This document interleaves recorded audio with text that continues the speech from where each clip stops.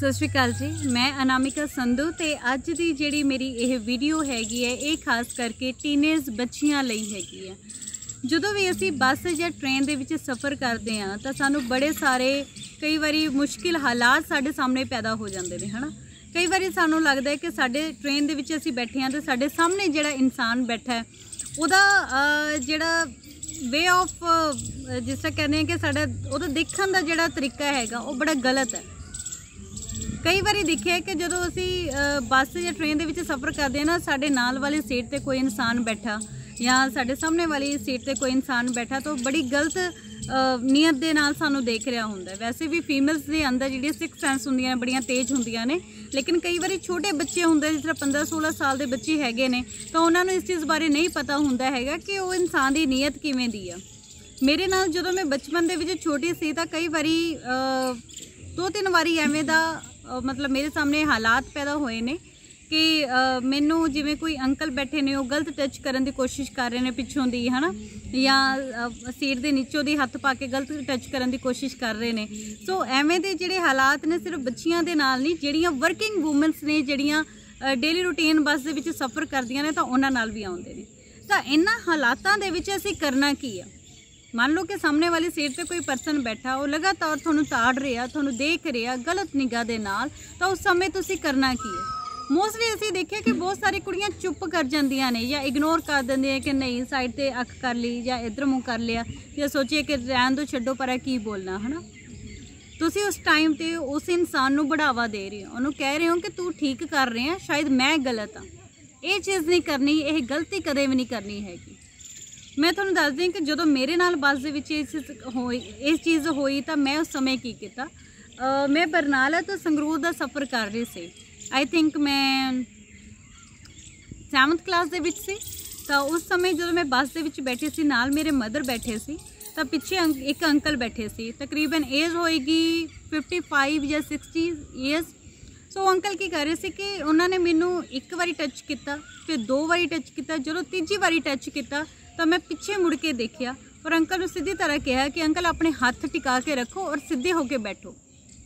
जो उच्ची आवाज़ दे विच बोली ना मैं, तो जिहड़े नाल जिहड़ी सवारियां बैठियां सी उन्हां दा ध्यान मेरे वाल गया कि बच्ची की कह रही है।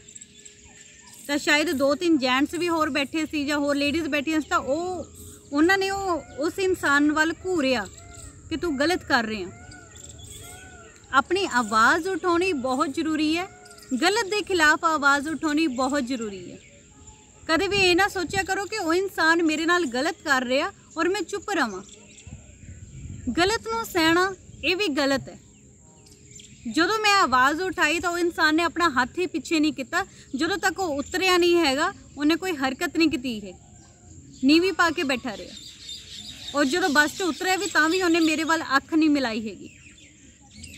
जो तुसी सही हो, थानू पता कि तुसी सही हो, तो थानू कदे भी कोई भी इंसान थोड़े नाल गलत करने की कोशिश कर रहा तो उस समय आवाज़ उठानी है।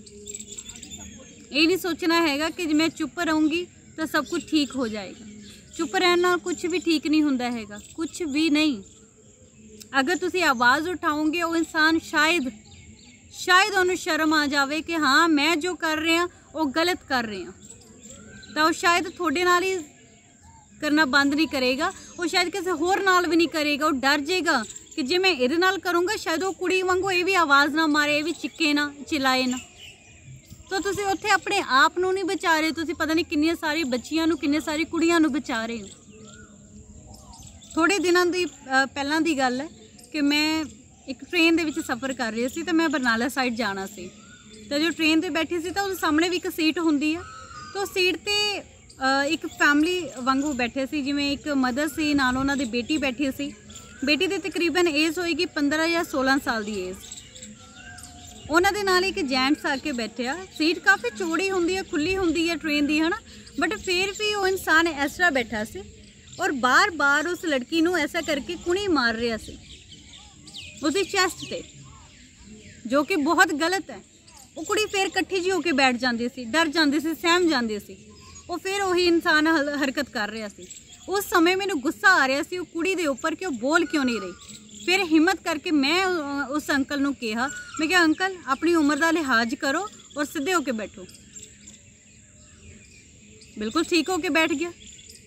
गल तो उत्थे ही आ जाती है कि जो असीं बोलते नहीं हैगे, असीं ये सोच जाते हैं कि जे मैं बोलूँगी तो शायद कुछ गलत ना हो जाए। गलत तो थोड़े नाल पहला ही हो रहा है, इस तो ज़्यादा गलत की हो सकता। वो इंसान तुहानू अब्यूज़ कर रहा और तुसी अब्यूज़ हो रहे हो।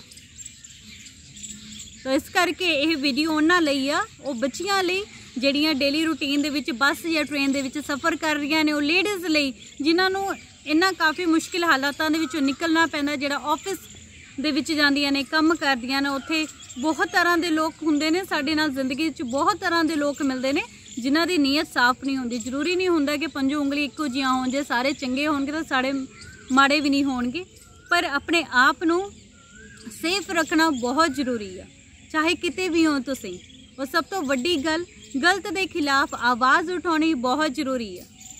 हिम्मत ते हौसला हर इंसान के अंदर परमात्मा ने भरिया होया, पर उन्होंने यूज़ कित्थे करना ये सानू आना चाहिए। सानू पता होना चाहिए कि अगर वो इंसान मेरे नाल गलत कर रहा तो मैं उन्होंने जवाब किवें देना। तो आई होप कि तुहानू ये मेरी वीडियो पसंद आई होएगी। अगर पसंद आई है तो इसनू अगे शेयर भी जरूर करियो और मेरे चैनल को सबसक्राइब भी जरूर करियो। Thank you.